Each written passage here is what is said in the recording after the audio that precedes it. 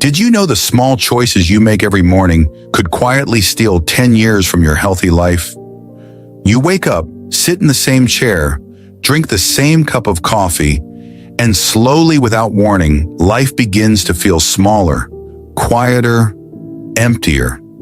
Not because you're old, but because somewhere along the way, something inside stopped reaching forward.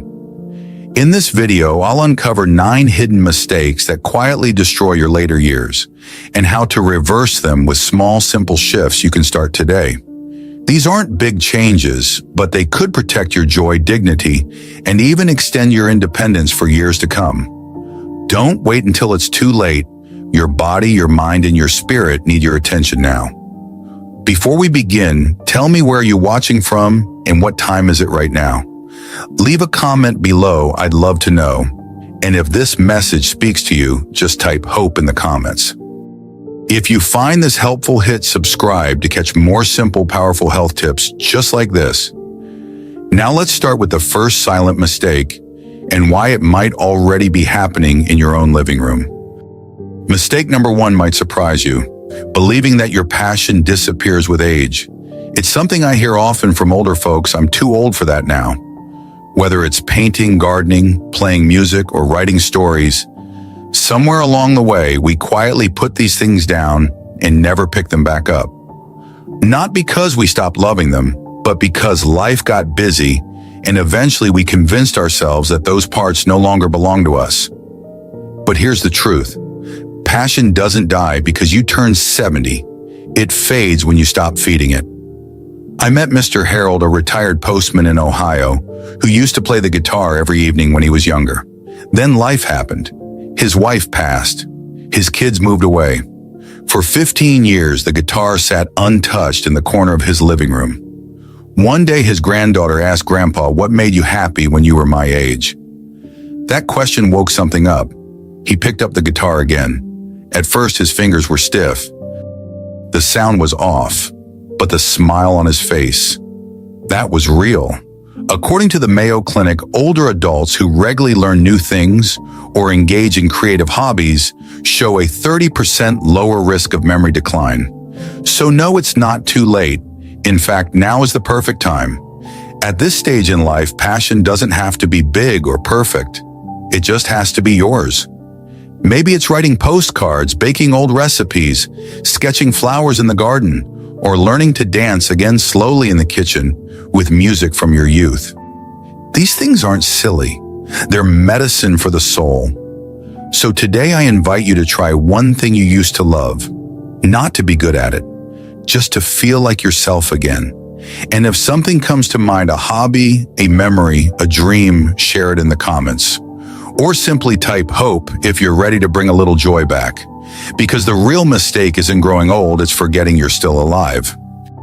The second mistake is something we all fall into without even noticing, depending too much on our children for emotional connection. Now don't get me wrong, it's natural to miss your kids. You love them, you raised them, and when they moved out, a piece of you stayed behind with them. So of course you look forward to their calls, their visits, the sound of your grandchild's voice. But here's where it gets quietly painful when that becomes your only joy. I remember Miss Carol, 72, from Wisconsin. She waited every Sunday for her daughter to call. When the phone didn't ring, her whole day felt gray. And when it did, even a short call lit up her face.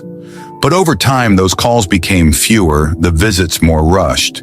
She started feeling invisible, like her whole world shrank to the size of a phone screen. That's the risk. When we tie our sense of happiness too tightly to people who are busy with their own lives, we begin to feel forgotten. Not because they don't love us, but because we forgot to build a life outside of them. Harvard Health reports that older adults with wider social networks, not just family, but friends, neighbors, or group connections, tend to live 5 to 7 years longer. And not just live longer, they feel better. They laugh more, move more, and worry less. Why? Because connection isn't just about family, it's about belonging. And you, my friends, still have so much to offer others. You don't need to join a big group or make 10 new friends. Start small. Call that neighbor you used to chat with at the mailbox. Send a funny postcard to an old friend. Join a book club or even just a weekly walk at the park. These tiny moments fill your cup. They remind you that your life is still wide and full, not just waiting on someone else's schedule. And when you begin to reconnect with the world, you'll find that you actually enjoy your time with your kids even more, because it's no longer the only thing keeping your heart full. So let me ask you, what's one person you could reach out to this week? If someone came to mind, share it below, or simply type hope in the comments if you.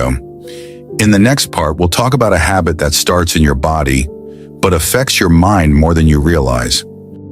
Mistake number 3 might sound harmless, but it quietly wears you down. Thinking it's too late to care for your body. I know how easy it is to say, what's the point now? After all, you've lived a full life. You've worked hard, raised a family, survived more than most people know. So maybe a part of you thinks, my body's been through enough. Why bother? But friend, that's exactly when your body needs your kindness the most. I once spoke with Mr. Ron, 78, a retired carpenter from Oregon. He used to be active, strong, always moving. But after his wife passed, he stopped cooking. He ate whatever was easy, crackers, microwave meals, and spent most of his time sitting. When I asked why, he shrugged and said, I'm old. It doesn't matter anymore. But just 6 months later, he had trouble walking up the porch steps and started forgetting small things. That's when it hit him, maybe it did matter after all. Here's what science tells us. According to Cleveland Clinic, just 20 minutes of walking a day can reduce the risk of stroke in seniors by nearly 40%. 20 minutes. That's just a slow walk around the block or pacing gently through the garden while sipping tea. As we age, the body changes. Yes, it slows, it stiffens, it needs more rest. But it also listens. It responds to even small acts of care, a stretch in the morning, a glass of water before breakfast, choosing a bowl of soup over chips. You don't need a gym. You don't need special clothes. You just need the will to move, even if it's just a little, and the belief that you're worth the effort. And you are. Because this body of yours, it's carried you for decades. It deserves to feel strong enough to enjoy the life you've built, whether that's walking in the park with your grandkids or just getting out of bed without pain. So let me ask, what's one small thing you can do for your body today? Even something as simple as standing and stretching your arms right now, it counts. And if you're ready to give your body that little bit of love again, type the word hope in the comments. Up next, we'll talk about a habit that feels smart, but actually keeps joy locked outside your door. Mistake number 4 is one we don't talk about much, but it's more common than you think. Saving money for someday and forgetting to live today. I remember Miss Edna, 75, from Pennsylvania. She worked hard her whole life, raised 3 kids on one income, rarely bought anything for herself, and clipped coupons like it was a sport. Now retired, she had more than enough saved, but she still lived like she was just getting by. Her clothes were worn, her meals were simple, and when I asked why she didn't treat herself to something, anything, she smiled and said, I'm saving it. Just in case. But here's what's quietly tragic. Edna was saving her joy for a tomorrow that never came. According to a study published by AARP, spending money with purpose on small joys like fresh flowers, a painting class, or hiring help for chores can actually help reduce feelings of depression in seniors. It doesn't have to be big, just intentional. See, money in the bank is comforting. It means safety. But when we guard it so tightly that life can't get in, we begin to shrink. We trade color for caution, comfort for control. And before we know it, we're alive, but not really living. You didn't work all those years just to count dollars. You worked so that one day you could enjoy the fruits of it. So buy the nice pastry, take that short trip, say yes to a small pleasure that brings light into your day. Not because it's practical, but because you matter. I want to ask you something gently. When was the last time you spent money just to feel good? Not to fix something, not to pay a bill, but to smile, to feel proud, or to enjoy something beautiful. If it's been too long, maybe today is the day to change that. Even something as simple as a bouquet for your kitchen table can shift how you feel. And if this resonates with you, drop the word hope in the comments. Because sometimes hope shows up in a coffee cup, a comfortable chair, or a warm slice of pie. In the next part, we'll talk about something just as powerful and how starting over isn't about age, but about one quiet, brave decision. Mistake number 5 might be the quietest one of all, but it keeps so many seniors stuck, thinking it's too late to start again. Maybe you've said it to yourself before. That ship has sailed, or I missed my chance. It's an easy thought to believe, especially after retirement, after the kids move away, after the routines settle in. But here's something you might not know: the brain, even in our 70s or 80s, still wants to grow. According to research from the University of California, older adults can keep learning and building new habits well into their 90s, as long as they have purpose and curiosity. I remember Mr. James, 81, from North Carolina. After his wife passed, he spent 2 years mostly alone. He ate canned soup, watched the same TV shows, and told himself, this is just how life is now. Then one day, at his grandson's suggestion, he signed up for a watercolor class at the community center. The first day, he nearly turned back at the door. But he stayed, and something unexpected happened. He laughed, he made new friends, and he started to look forward to Tuesdays again. Starting over doesn't have to mean moving to a new place or making a grand decision. It can be as gentle as choosing something small and new, a morning stretch of learning to bake a new recipe, volunteering at your local library, or finally reading that book you've kept on the shelf for years. The problem isn't age. It's believing that age means the end of becoming, and that belief, it quietly closes doors that are still wide open. If we don't challenge that mindset, we risk drifting, letting our days blur, our purpose fade, our joy grow quiet. But if we do, even one little choice can bring color back into a gray day. So what's one thing you've always wanted to try, but told yourself it was too late for? Think about it now, and if something comes to mind, share it in the comments. Or just type the word hope if you're ready to open a new door for yourself, because tomorrow doesn't have to be a copy of today, and the next part of your story might be the most meaningful yet. Coming up next, we'll look at a habit that feels safe but slowly pushes life away without us knowing. Mistake number 6 is one that sneaks up on you quietly. Living the same day over and over until you forget what day it even is. It starts out feeling simple, peaceful even. Wake up, make coffee, sit in the same chair, watch the same show. But after a while, the days blur together, and without realizing it, something inside you starts to dim. I remember talking to Mrs. Helen, 79, from Missouri. She told me I used to know when it was Tuesday because of Bible study.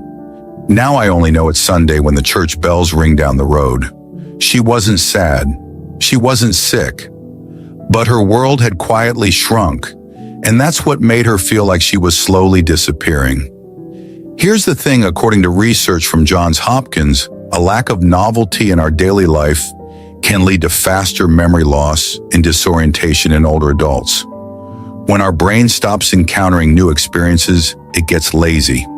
And when that happens, we lose track not just of time, but of ourselves. Now, I know you don't want to be told to pick up a brand new hobby every week. That's not what this is about. It's about small changes, gentle ones, like walking a different route this morning, calling someone you haven't spoken to in years, listening to a new kind of music while you fold the laundry. Tiny shifts done with intention can bring your mind back to life. You don't have to climb a mountain. Just try something unfamiliar, even if it's just rearranging your living room or trying a new soup recipe. Those moments of change send signals to the brain: I'm still here. I'm still learning. I still care. So let me ask you this. When was the last time you did something, even something small, for the very first time? If it's been a while, that's okay. But maybe today is a good day to break the pattern. And if you're ready to reawaken your day, just type hope in the comments. Because life doesn't end when we retire. It just waits for us to start paying attention again. Coming up, we'll talk about the people in your life and why some relationships quietly drain your energy more than you realize. Mistake number 7 is something we almost never say out loud, but it quietly drains us. Holding on to toxic relationships out of fear of being alone. You see, loneliness is real. I won't pretend it's not. We all want someone to talk to laugh with, to simply remember we exist. But sometimes in that deep need for connection, we keep people in our lives who only leave us feeling worse. And that's not comfort, that's emotional exhaustion wearing a friendly face. I once met Mr. Walter, 73, from Ohio. Every week he'd get lunch with an old friend from his factory days. But after each visit, Walter came home tired, not from walking, but from listening to endless complaints and subtle jabs about his life choices. He told me, I don't even enjoy it anymore. But we've been friends for 40 years. What else would I do? That kind of habit, it chips away at you, slowly but deeply. Here's something I want you to remember. Just because someone's been in your life a long time doesn't mean they're good for your life today. According to the National Institute on Aging, chronic stress, even from social interactions, can raise your risk of heart problems, sleep issues, and lower your immunity. It's not just emotional, it's physical. And no, I'm not saying you need to cut people off or start over completely, but you do have the right to protect your peace. You're allowed to say, this conversation no longer makes me feel good, or I need some space right now. Setting a boundary isn't the end of a relationship. Sometimes it's the beginning of a healthier one. The older we get, the more precious our energy becomes. You don't need a crowd. You just need a few people who remind you of your worth, not people who drain it. So ask yourself gently, is there anyone in your life you've been holding on to? Just because you're afraid of what happens if you let go, you deserve relationships that make you feel safe, heard, and light. If this speaks to you, type hope in the comments, not just for new people, but for new peace. And in the next part, we'll talk about something deeper, how the spirit inside you still needs care, just like your body. Mistake number 8 is one we rarely notice, but it can leave us feeling hollow. Neglecting your spiritual life. You care for your home, you take your medicine, you try to eat right. But let me ask you something gently. When was the last time you sat quietly and asked yourself how your soul was doing? Not your blood pressure, not your joints, your soul. I once spoke to Miss Eleanor, 77, from Colorado. She used to write in her journal every morning. Nothing fancy, just little thoughts, a few prayers, a memory from childhood. But then her days got busier. Her husband got sick, and slowly that quiet time vanished. Years later, she told me I didn't notice how much I missed it until I finally sat down one morning and wrote again. I cried for half an hour, not because I was sad, but because I finally felt myself again. As we age, it's easy to think that spiritual life is optional, but the truth is the soul needs food too. According to the National Institutes of Health, older adults with an active spiritual life, whether that's through faith meditation, gratitude, or connection with nature, experience up to 25% lower risk of depression and anxiety. And no, spiritual health doesn't mean religion for everyone. It can be as simple as sitting with your morning tea and listening to the wind, lighting a candle for someone you miss, or whispering a few words of thanks at the end of a long day. Your inner world matters, because when the soul is quiet too long, we lose touch with wonder, with purpose, with peace, and you deserve all three. So today I invite you to come back home, not to a place, but to yourself. Pick up a notebook, listen to a calming song, say a prayer, or walk slowly in your garden with no phone, no pressure, just presence. If your spirit has been waiting for you, this is your moment to return. And if you're ready to reconnect, even just a little, type hope in the comments. Let it be a gentle promise to yourself. In the next part, we'll talk about something many believe is gone for good, the joy of discovering something new, and why even now wonder still lives inside you. Mistake number 9 is the one that slowly flattens your world, believing there's nothing left to discover. I've heard many older folks say it with a tired smile. The best parts of life are behind me, And I understand why. You've seen so much, been through so much. You've celebrated, lost, grown, and endured. So it's easy to feel like the story's been told, that now your job is to simply sit back and wait. But what if that thought is quietly stealing something beautiful? I once met Mrs. Jean, 76, who told me she hadn't felt wonder in years. Until one day her great-grandson asked Grandma, "Have you ever made banana bread from scratch?" She laughed, said no, and the two of them spent the afternoon covered in flour, laughing over a sunken loaf. She said later, "I hadn't felt that alive in a long, long time." You see, discovery doesn't always mean travel or big change. According to Psychology and Aging, some of the richest emotional and spiritual insights, forgiveness meaning quiet joy, tend to deepen after age 65. That means right now might be the best time to look inward, to explore not just the world but yourself. New doesn't have to be dramatic. It can be as gentle as watching the sunrise from a different window, trying a new tea flavor, or even noticing the smile of a stranger at the market. When we believe nothing new is coming, we stop looking. And when we stop looking, we miss the quiet, magical things that make life feel real, even in small doses. So I ask you from the heart, when was the last time something surprised you in a good way? When was the last time you did something, tasted something, or thought something for the very first time? If it's been a while, that's okay, but it doesn't have to stay that way. Even today, something tiny and beautiful is waiting right outside your routine. You don't need permission to find it. You only need to look up. And if this speaks to you, drop the word hope in the comments. Because curiosity doesn't belong to the young. It belongs to the open-hearted. In the final part, we'll gently pull everything together, and I'll share one quiet truth about aging that could change how you feel tomorrow morning.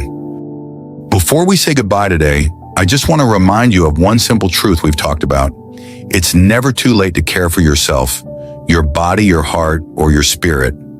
Sometimes the smallest shifts can bring the biggest peace. Whether it's picking up an old hobby, letting go of a heavy friendship, or just walking a new path to the mailbox, these gentle choices matter. They tell the world and yourself that you still matter. If something in today's video touched you, I'd love to hear what it was. What part made you pause, reflect, or feel seen? Or if it's easier, just type the word hope in the comments, because that one word carries so much. If this message spoke to your heart, don't forget to hit subscribe, turn on the little bell so you won't miss what's coming next, and feel free to share this video with a friend or someone you care about. And now, wherever you are, I hope your next cup of tea is warm, your breath feels a little lighter, and you remember that even in stillness, your story is still unfolding. Take good care, and I'll see you in the next video.